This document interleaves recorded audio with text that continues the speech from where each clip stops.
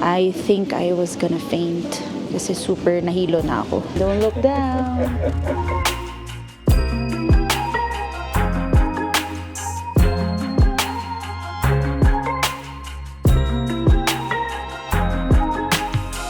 Boom! Boom, boom, boom, boom, boom, boom, boom, boom, boom, boom, boom, boom.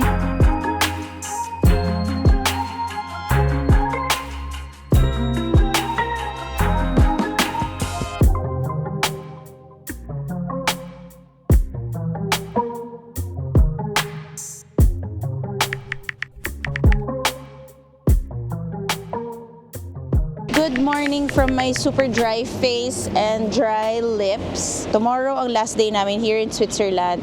We're particularly here in Geneva and we are about to go to, I think, the highlight of our Switzerland trip, which is the Zermatt and Matterhorn tour. Bonjour! So binook namin to sa Klook, of course. Medyo mahal tong tour na to because this costs like 24,000 pesos per person. Yun yung nakita namin sa Klook. And I think this is the best one because Zermatt is one of the best places here in Switzerland.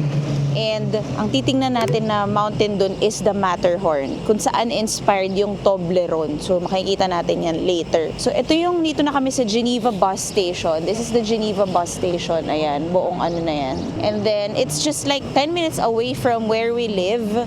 So we're very grateful for that. And currently 7 o'clock, maaga pa kami, 15 minutes before our call time, 7:15. And nag-tram kami kanina, hindi na namin napakita kasi syempre first time namin mag-tram today. So Pero madali lang naman mag-tram. It's the same thing. Ang bibili ka ng ticket sa labas ng tram kung saan yung station. And then 3 euros lang kami per person. Hindi pala 3 euros, 3 Swiss francs pala kami. And dito pala sa Switzerland, they accept euros.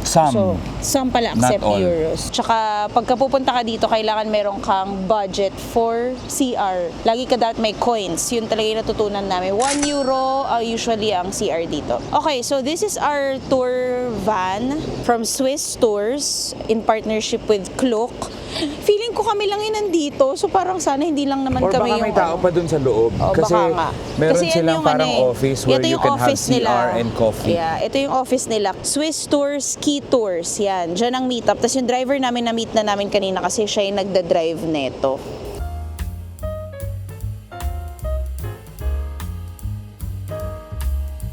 This is Roger San Bernardo. and his dog, San Bernardo. Symbol of Switzerland, one of symbols of Switzerland. Oh. But about this symbol, I will say later on the way back. Okay. So you're also our tour guide, right? Yeah. Oh, yeah, wow. Yeah. So our travel time is 2 2.5 hours. hours. But we will pick up people from Montreux and then yung dalawa nag-cancel din. So dapat 7 lang kami based dun sa papel niya. Kaya alis na kami. Tinan mo kami dalawa lang dito. 1, 2, 3, yeah. Tinetest niya yung mic niya. Yes. So the-drive pa siya. 2 in 1. Okay. So you'll see some water in front of you. This is Lake Leman. Kinukwis niya kami, hindi naman kami taga If you dito. go other directions, there is a first bridge, Mont Blanc Bridge. Oh. And there is a place where lake turns to the River Rhône. So, tinutour na niya kami sa All these Geneva. speeches came from Geneva. So, nadaanan na namin yung UNESCO, World Trade Organization. So, nung COVID daw, pwedeng mag-takeaway sa restaurants. So, guys, nasa Montreux na kami. At tinutour din niya kami sa Montreux. Kasi may sinundo kami dito. Bali, 5 na kami You ngayon. see this brand, it's all around the Switzerland where you can buy some souvenirs, cheese, chocolate, Swiss wine for the best prices. After 2 hours travel time, we have arrived here in Matterhorn Terminal Tash. Yan. So from here, we're gonna take the taxi daw, going to, I don't know, pero parang ganito yung mga taxi, something like that. So yung driver na naman yung tatawag ng taxi. May mga hotels dito, restaurants, convenience stores, and all. Ito na yung terminal. Ito yata yung electric train na sinasabi nila. I think sasakyan din namin to, which nakalagay yun sa Klook, pero magta-taxi yata muna before going there. So, basically, nandito lang kami para mag-CR. Tas ang call time is 10:55. 15 minutes lang yung break na sinabi niya sa amin. So, yun. Kung gusto mag-snacks and all, gusto mag-CR, dito na gawin yan. So, si Mike nag-CR siya. Ayan, ito yung terminal. Meron din mga souvenir dito.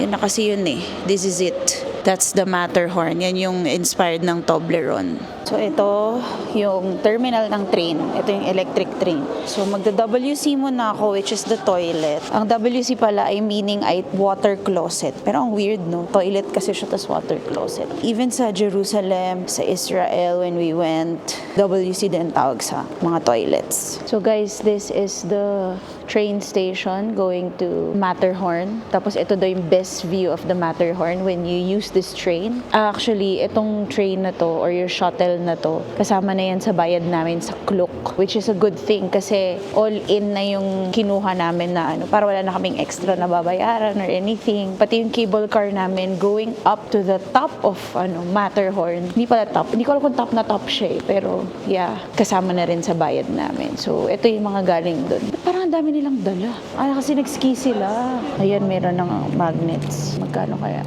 Uy, mamura. 490 lang. Yung bili natin doon sa isa kahapon. Ay, ito pa. Magkano yung mga ganyan? Check mo nga, Mal. Magkano yan?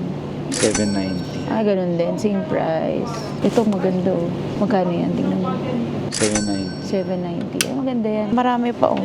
Dami pa. Ito sa kabila. Yung sinasabi ni Roger kanina, si San Bernardino. Yung nasa, niya, tour bus niya. Ang dami namang maganda. Lahat naman. Magkano yung mga yan? Tingnan mo nga. Magkano? 790 din. Grabe, ang mahal ng mga nila. Ito rin oh. Ayan. 790 din. Guys, nung high school ba kayo, kumain kayo nitong candy na to? Classic yan. So, yun daw yung sasakyan namin, yung white bus na yan, Christoph. Yan na yung magdadala sa amin to the next destination.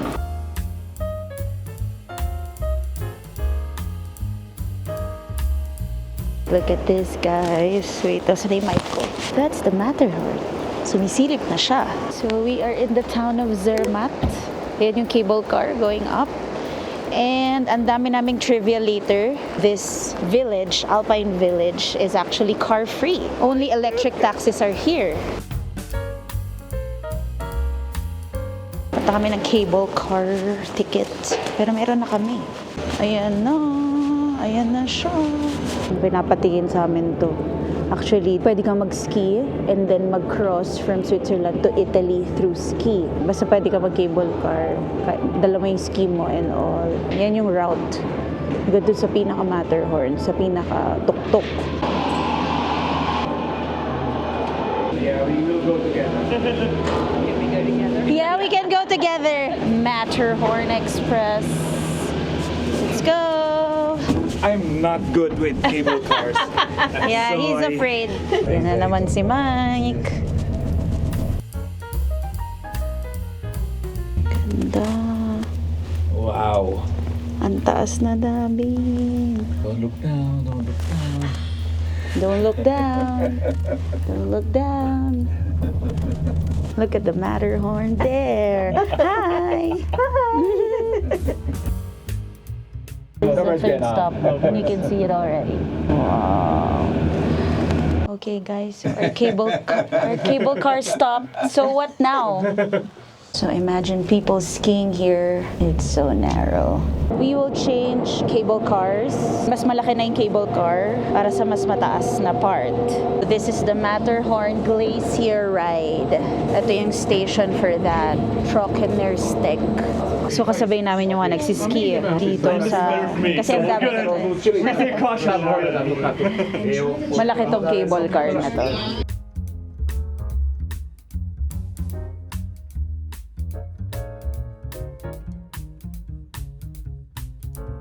Guys, we are in Europe's highest mountain station.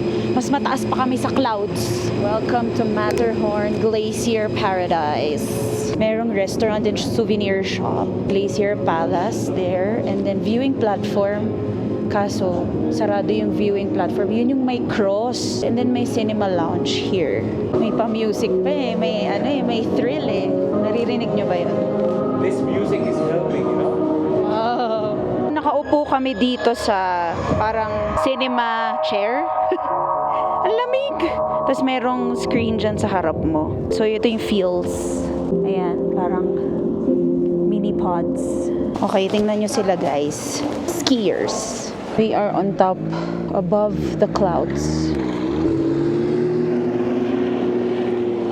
Grabe to.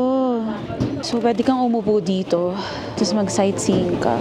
And then kumain ka dito. So, nandito na kami sa Glacier Paradise. Mga ice sculptures. Nakaka-claustro lang siya. Medyo, for me. So cold. So, marami kang makikita ng mga ice sculpture. So, it says here, Zermatt. So, we just finished lunch here in the restaurant. So, nagpunta kami dito after the ice castle or ice paradise because I think I was gonna faint. Kasi super nahilo na ako. Parang feeling ko hindi ako claustro pero na-claustro ako doon. Tapos parang feeling ko mahihimatay ako. Hindi ko alam kung motion sickness siya dahil galing kami sa cable car. 2 cable car since yesterday. So parang feeling ko gumagalaw ako. Tapos parang feeling ko matutumba ako kanina. Kaya sabi ko, buti may dala kaming tubig tsaka sweets. Tapos sabi ko dito sa restaurant, nag-order kami ng soup. Ngayon, bababa na kami. Kukuha kami ng better picture from the Matterhorn. So we're gonna ride the cable car again. So yun, so if you're gonna go here, make sure you're well rested kasi sobrang mga thin air eh. So hindi ko alam kung paano nagagawa ng mga tao na nagtatagal sa ganito. Sanay na siguro sila.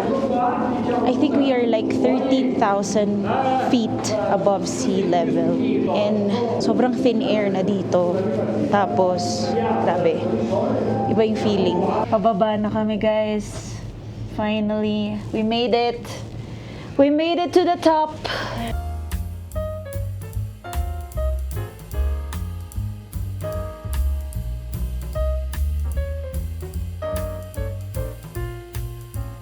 Shucks, ito na. Yes. So the key is to go down after the cable car na malaki, baba ka, punta ka sa restaurant, go to the rooftop, and then have this view. Boom! Boom, boom, boom, boom, boom, boom, boom, boom, boom, boom, boom, boom, boom. Nakikita nyo ba yan? Nakikita nyo yung tuktok na yan? Yan. Diyan kami galing kanina kung saan hindi ako makahinga. Yan. Diyan yun. So, nakababa na kami one station from the cable car na malaki. Dito kami bumaba. So technically, okay na dito sa site na to. Pero if you wanna go up, try nyo pa rin. Pero pag pakiramdaman nyo yung sarili nyo, pag hindi nyo kaya, pwede naman kayong bumaba agad. Huwag na kayo mag-lunch doon kasi may restaurants din dito. Yan, kung nasan kami. Tapos hindi siya ganun kalamig. Ay, Diyos ko Lord, thank you. Ang ganda rin dito. Nakikita niyo yung mga bahay na yon. That's Zermatt. Ito, actually, we're in Zermatt. So, yung mga bahay na yon, it's the Alpine Village. And walang cars dyan. Kaya kung makikita mo, sabi nila, itong area daw sa Switzerland na to, napakalinis ng air. Kasi nga walang cars. Ang meron lang dito, electric taxis and electric bus. Tapos bawal ang cars talaga dito. Tapos ang dami nagsiski. Yung mga kasama namin, 5 lang kami sa tour. 3 taga-US, Oklahoma, at saka Maryland. Tapos kaming 2 Pinoy. So, magkakasama na kami. Ayun, ang saya lang. Sulit na sulit yung tour na to. Tapos, akatuwa kasi yung mga nagsiski. Sobrang, alam mo, ang tanda na nila. Talagang white hair na sila, pero nagsiski pa rin sila. Tapos sabi ko, paano nila nagagawa yung air na ganun? Ang hirap. Some facts about Matterhorn. Tuwing sunrise and sunset, nagiging pink and orange daw yung itsura ng Matterhorn. Kasi nga, dahil sa sunrise and sunset. Tapos syempre, ang Matterhorn, dito inspired yung chocolate na Toblerone. So kung kumain ka na ng Toblerone, makikita mo sa box, yung mountain doon, it's Matterhorn. Sabi, hindi ako makaget over sa fact na feeling ko mahihimatay ako kanina. It's the first time na I've experienced that. Yung gumigewang-gewang tapos parang gumagalaw ka lang, hindi ka, basta Ang bigat sa feeling. Eh ako, kulang ako sa tulog. 4 hours lang tulog ko. Tapos, ano pa, pagod. Kaya pag pupunta kayo dito, I'm sure kaya nyo kasi ang dami namang tao sa pinakataas kanina. So if you're gonna go here, make sure that you're well rested. And isang tip na binigay sa amin is to bring water and candies. Something sweet para hindi masakit sa ulo. So kapag nahilo ka, may dala rin akong mga inhaler dito in case. Tapos marami namang mga emergency numbers na nakapaskil.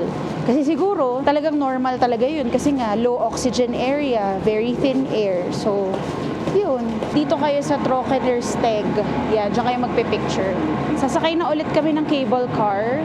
Mahal dito tayo, di ba? Sulitin na natin ang videos at pictures here because once in a lifetime lang to. Are you happy? You're happy? Yeah, I'm just in a cable car.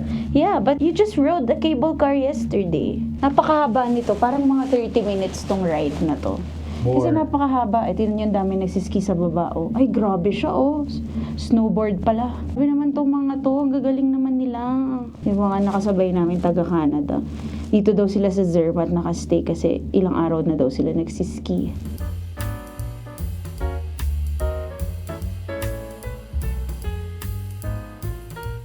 So guys, we are approaching the first station, Zermatt na village na. If I remember it correctly, ilang years ago, like 1,000 years ago, this was all covered with snow. So imagine mo na lang, walang kabahay-bahay dito kahit yung mga bahay dito parang bato yung bubong nila. Ayan o.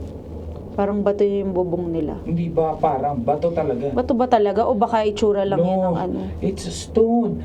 I keep on telling you, it's stone. Okay, fine. Tapos ayan, may river pa dyan. Cute nung river. Ang linis nung tubig. Ang linaw. Ini-imagine namin kayo na paano kaya sila pumupunta sa mga bahay nila wala kang kotse dito. So yun, may taxis. Uy, may football, field sa baba. Pwede ka pa maglaro ng football. Alam mo kung Tapos bakit ito, stone may yan? mga ayan, ang gaganda Ang ganda ng itsura parang mga hotel. Alam mo Yung kung mga bakit bahay stone nila. yan? Bakit? Because when the stone is wet, it's slippery. So the snow yeah. can Oo nga. So the stone can slide on the roof. Kaya stone siya. The The snow can slide on the roof. Kaya mga yung Bato mga siya. roof na yan. Ayan, pababa na kami, malapit na. Papasok na kami dun sa tapos magiging time, yun? Ano yung tawag dun pag pumasok ka sa ganyang bilog? Ano yung time something? Mag-iiba yung environment mo. Cute ng mga bahay. Time warp? Time warp. Oy, ang cozy naman niya doon. So, mga hotel siguro rin to. So, what we've also learned here is Switzerland is not one of the most expensive cities in the world. It's Monaco. Monaco talaga ang pinakamahal. So, i-goal natin yan pag afford na natin. At the same time, sa Monaco din, yung pinakamadaming Porsche cars. Like, super dami daw may-ari ng mga Porsche. Ang galing, no? Mayayaman talaga sila. Goodbye, Matterhorn. You were amazing up there. And we survived. We survived. Look at the neighboring neighborhood. Cute. Tingnan niyo yung Christmas tree. Iba-ibang styles. Pero these are real Christmas trees. And binibili talaga siya, guys. Sabi ng ninang namin, sobrang mahal daw kapag real Christmas tree daw yung bili nila every Christmas. So, syempre, bumibili sila ng plastic kasi sobrang mahal daw talaga. Dami lang construction ngayon. Uy, si Jesus! Kasi sarado yung yung cross kanina. Ganda, oh! Tingnan nyo naman yan! Ang ganda! Thank you, Jesus! We survived today. So pretty, guys.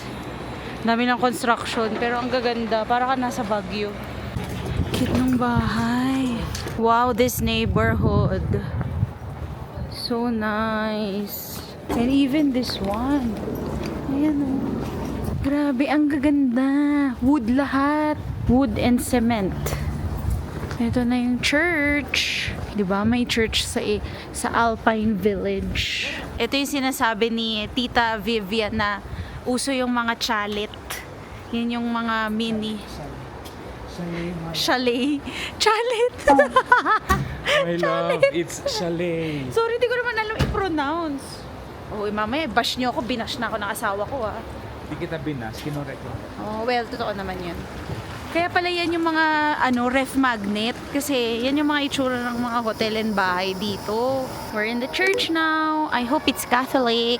Is it Catholic? Oh, it's Mama Mary there. Wow. It's Catholic church.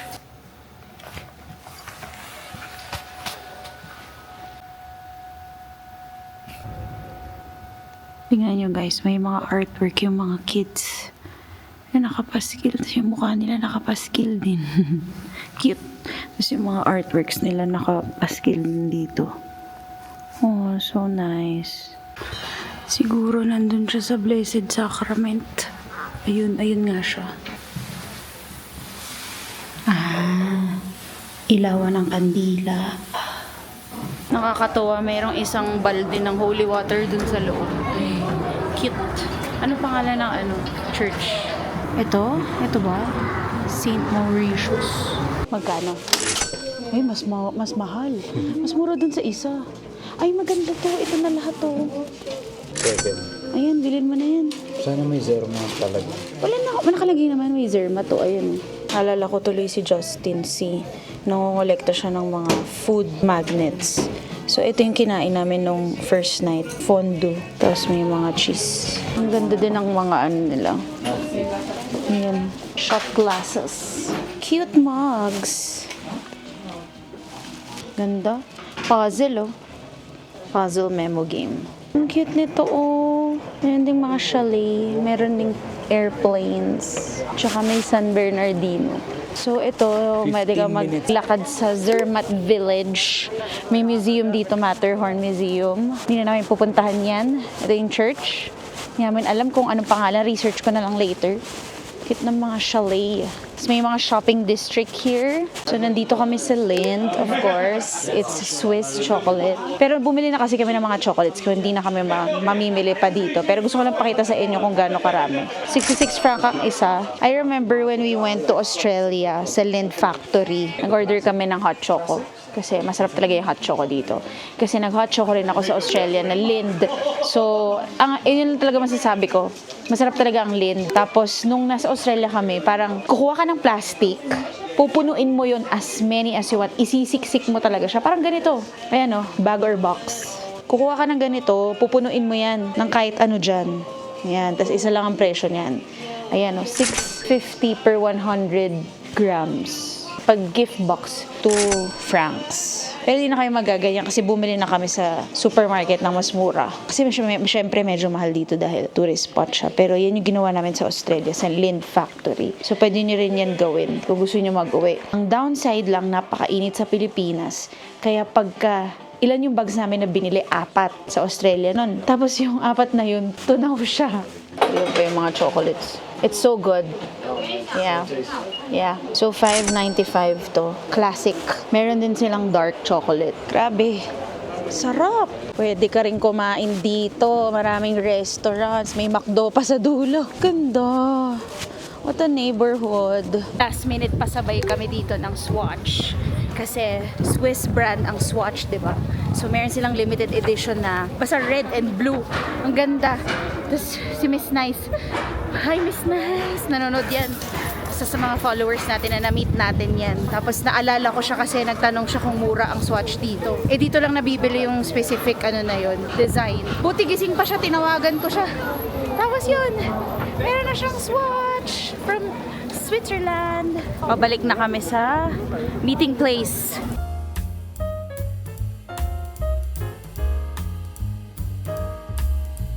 Sabi ng tour guide namin, dito daw mura.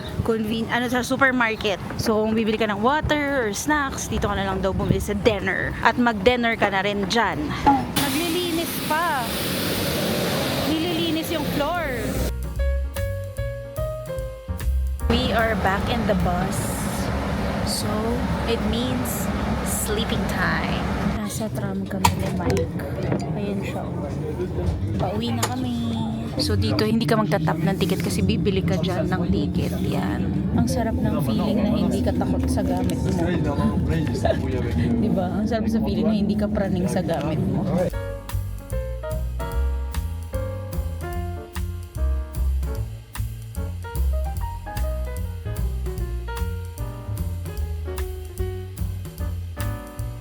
So, pag tatawid ka, magpe-press ka dyan. Yan, this is Geneva. And at least, malapit lang sa airport yung bahay. Oh my gosh, can't wait to go home tomorrow!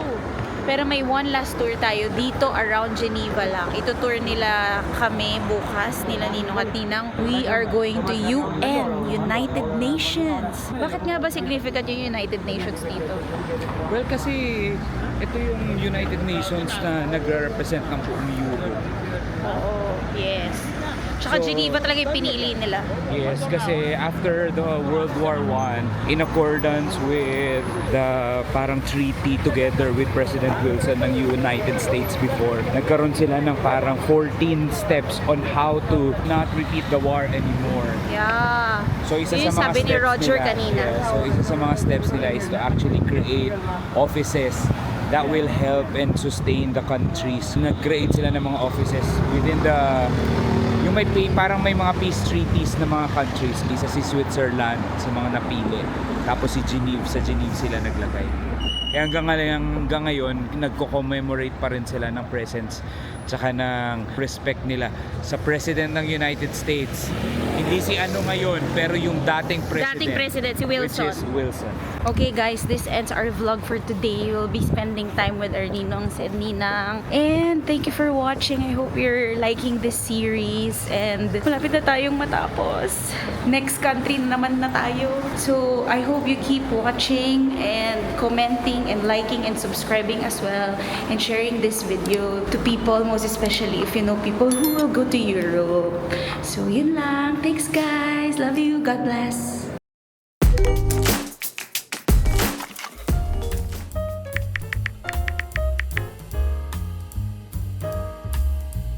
Last day in Europe and last day in Switzerland. We're gonna make the most out of it. So, maglilibot tayo dito sa Geneva. You'll see mostly mga, B-rolls muna.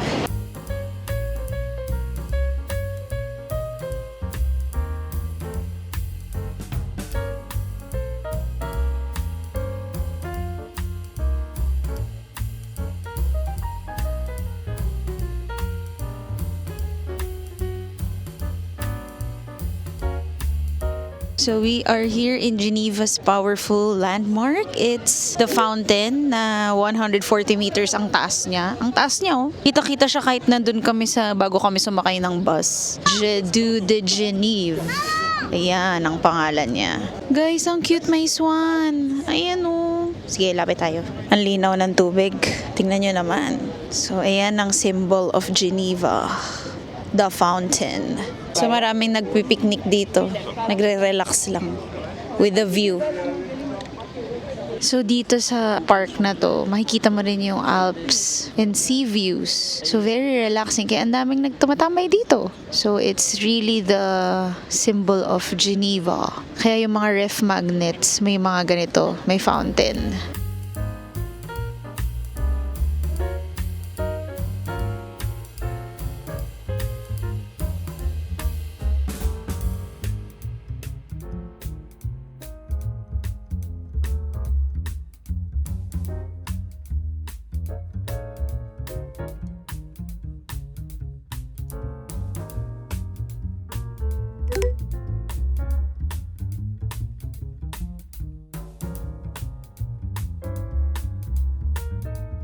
Tingnan nyo guys yung clock oh. Totoong clock talaga siya. Flower clock. Symbolic din siya sa Geneva. Gumagalaw talaga siya based sa oras ngayon, like 1 o'clock. Because as you know, Switzerland is known for their watches, clocks, and all. So isa sa mga tourist spots talaga yan dito sa Geneva. Lakad na kami. So our next destination. Ano ba? Ganda ng ilaw. Inom ka nga, inom, dali, naka-video ko. Dito yung mga boat cruises, guys. Kasi pag nag-boat cruise ka hanggang Luzon yon. So, ayan na yung fountain. Umikot na tayo. So, ito yung parang tour train nila. Le Petit Train ang nakalagay. Ito yung mga routes niya. So, 9 euros for adults. For children, 5 euros. Nadaanan natin yan. Ito nadaanan na kanina. Ito nadaanan na kanina. Ito nadaanan na natin. Ito nadaanan na rin. Pwede naman siya lakarin technically. Pero yung iba nagtitrain. Naman yung sa cruise. Para umabot ka dun sa kabila. Magnets dito. Ay, mas mura. Mas mura ang magnets here. 6 francs lang. 4 magnets 20. Laman tayong bagong trivia. Kasi di ba kahapon tinatanong ko kung anong significance nito. Para daw sa mga kausto. Kasi minsan sabay-sabay sila nagsisidatingan. Itong mga bells na to. Kaya pala siya naging souvenir shop. Ayan, ang dami maliliit. May mga souvenir shops dito. Sa tapat. Ito tayo sa may under the bridge. Ayan yung swan, no? Ayan siya.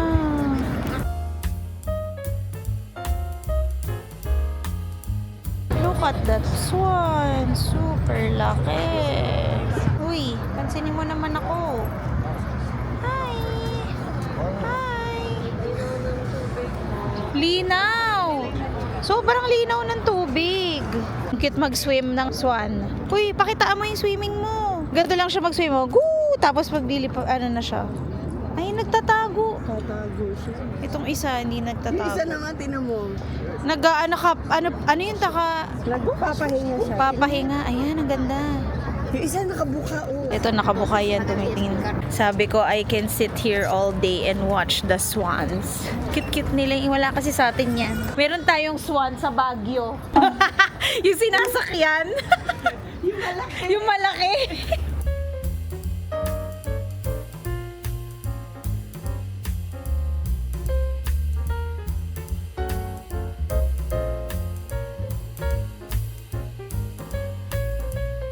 Grabe, no? Kung may ganito ka lang sa Pinas, no?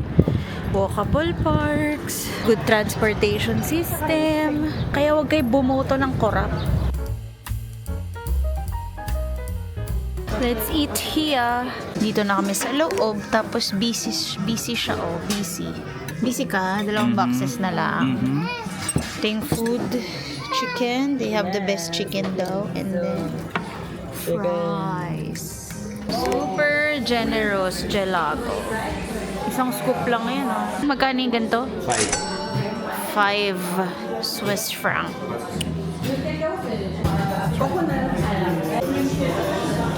Dito yan sa Gelato Mania in front of Hall of Justice.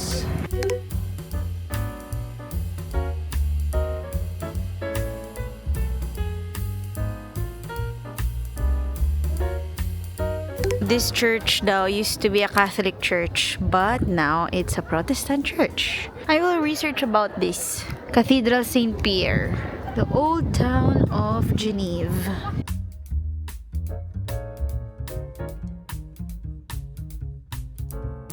Pasok tayo nang makita natin anong itsura na.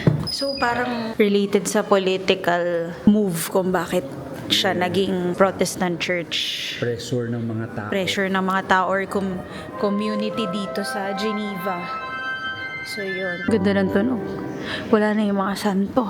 Pero meron pang natira. Alam ko may natira, sabi ni Ninang, na Catholic something sa may gilid. Yun, no? Siguro yun. Ito na yung altar nila. Very simple. Walang anything. 15th century choir stalls daw to. So imagine nyo yung mga tao dito kumakanta. Kaso sayang, hindi na siya Catholic church ngayon. Hindi kami nakapunta sa Catholic church dito sa Geneva. Yun pala, no? Sayang. Bali, babalik tayo dito. Yeah, kasi there's so many places to explore. Yeah. Kulang ang time. So imagine we only had 4 days. We did not go to Montreux, Lausanne, Zurich. Hindi tayo nagpunta. Sayang na hindi na siya Catholic church. But marami namang churches dito. Sana makavisit pa kami kasi wala ng time. Uwi na kami tonight. Ito daw yung mga canyons na ginagamit nung araw sa mga war. Hindi ko lang alam kung anong war. Hindi namin alam. So guys, nandito tayo sa Old Town of Geneva. Napaka-peaceful.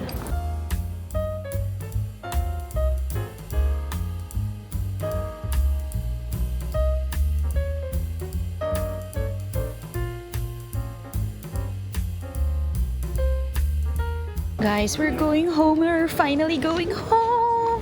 Dito kami ngayon sa Geneva Airport here in Switzerland. Kakatapos lang namin mag-check-in, security, and wala silang immigration. Walang ganun. Parang machine siya. Boarding pass lang. So we're finding our gate. It's C53. Sinusundan ko lang siya. Bilang nagmamadali yung asawa ko kahit ang aga pa namin. May mga directions naman. So, English naman yung sign, so walang problem. Before coming here, ang saya kasi yung bahay ng mga ninong at ninang namin ay 10 to 15 minutes away lang from the airport. Sobrang bilis lang namin. Tapos, we checked in 4 pieces of luggage. Yun ang chinek-in namin. Bali, 3 malaki at isang maliit. We were given 40 kilograms by Emirates each person. Tapos, nagawa naman namin sakto siya. Saktong-sakto. So, ito yung dala namin ngayon. Mahal pa kita yung dala natin. So, yan lang yung dala namin. Tapos yung bag, laptop bag, tsaka yung maliit na bag niya. Tapos ako, ito lang maliit na bag ko. Yan lang ang dala ko. Basically, yung 7 kilos ko, yung plastic na puti na yan. Ang laman ng puti na yan, mga damit. Okay, mali pala kami. May immigration pala. So, kakatapos lang namin. And, tinanong lang kung saan ako papunta. Sabi ko, Dubai to Manila. Sa kanya, tinanong Kung kailan ako dumating. Oo. Yun. Ito na, Ang bilis lang dito, guys. Sobrang ganda. Sobrang bilis lang. Ayan, merong pang mga duty free here. So, pagdating namin sa airport, pagpasok mo, check-in na kaagad. So, nakita na namin agad yung Emirates. Tapos, ayun, bag drop na agad. Ang bilis-bilis lang. Tapos, after nun, nag-McDo lang kami with our friends. Mga 30 minutes din kami nag-McDo. And then, after nun, na kami? Boarding pass namin, nilagay lang namin sa machine. Tapos, pasok na, security na agad. Tapos, after security, yan, yung passport control lang tawag nila dyan. Tapos ito, hanapin na namin yung gate namin. Yan, ganito itsura ng nila, gates. So, ang flight natin ay 9:20 p.m. It's just 8 o'clock. Maybe mag-8 na, no? Yeah. Parang, 8:05 p.m. Maliwanag pa. Tapos, dadating kami ng Dubai ng 6 a.m. And then, lilipad kami Dubai to Manila. After 3 hours, ng 9:35, dadating kami ng Manila ng 10 p.m. ng gabi ng Friday. This is our, our gate. Tapos alam nyo, ang ganda. Kasi sabi nung staff, nung nag-check-in kami, kung may preferred seats kami.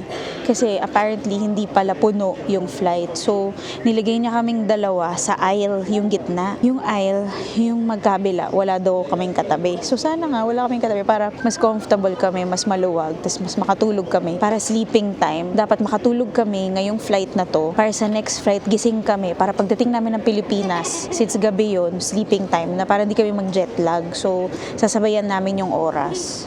So, yun. We're very, very excited to go home. It's been 48 days here in Europe. At hindi biro ang gastos, hindi biro ang pagod, physical pagod, mental pagod, emotional, kasi ang dami rin nangyari. Currently, magsasagot pa ako ng mga reply ng mga airlines kasi yung Air France, yung sa Paris, wala pa rin sagot until now. Pero yung insurance, sumagot na. So, sasagutin ko siya today. Kasi di ba nawala yung camera ko. Tapos, tinanong ko rin actually kanina dun sa staff ng Emirates. Sabi ko, is it normal for airport staff to open the luggage, most especially if you left your camera inside? Kasi ako, may fault naman ako dun, naiwan ko yung camera ko dun. So sabi niya, no. And if they open it or they found the camera, they should let you know. Dapat papadala yun sa'yo. Sabi nga ng staff. So sabi ko, oh no, talagang may problema talaga tong Air France na to at ginawa nila yun sa bagahe ko. I just hope and pray na may mangyari, pero alam mo yun, considered loss na yun for me. Kaya, I don't know actually kung anong mafe-feel ko. Pero iniisip ko na lang that I'm so grateful that we're safe. Walang other things na nawala. Most important, kasi camera lang naman yun. Although mahal siya. Pero alam mo yun, hindi naman siya ganun ka-importante na hindi naman ako mamamatay pag nawala yun, diba? So, importante pa rin nandyan yung asawa ko. Buhay kami, okay na okay kami. I'm just grateful and thankful for all of you na sinamahan nyo kami dito sa journey na to, Europe series na to. Ang saya kasi dahil nagwa-vlog ako, dito, meron kaming babalikan. Alam mo yun yung feeling na meron kaming papanoorin. Kunwari, mabisi man kami o kaya magkaanak kami na hindi na kami makatravel, at least meron kaming babalikan, di ba? And I'm just so grateful to experience this also and have this mission as well. So, we're very grateful to our community na pinagkatiwalaan kami ni Mike na alagaan yung mga feasts natin dito, most especially sa Italy. At nakapag-side trip pa kami ni Mike. And thank you rin sa inyo for supporting and using my codes, most especially Klook, and you're viewing this sa YouTube, di ba? Sobrang grateful kasi kung di dahil sa inyo, wala naman tayong pang travel, di ba? At hindi biro ang gastos dito sa Europa, napakamahal talaga. Kaya patuloy lang kayong sumuporta and please know that I am praying for all of you. So I'm very, very grateful na sinamahan nyo kami. So sana panoorin nyo yung next vlog namin kasi we will go to another destination. Basta ang dami mangyayari, sunod-sunod yung travel. Ngayong April may travel pa ulit and then sa May may travel. 2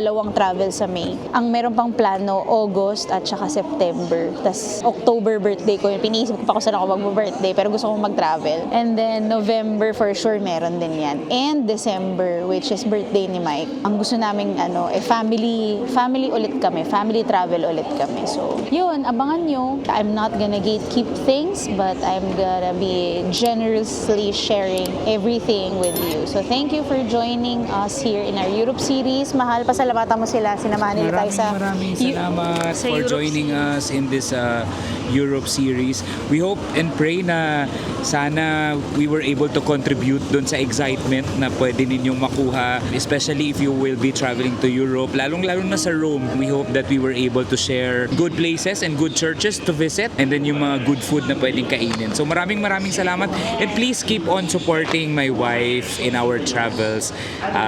Malaking tulong po ito sa amin and biyaya po kayo sa aming lahat.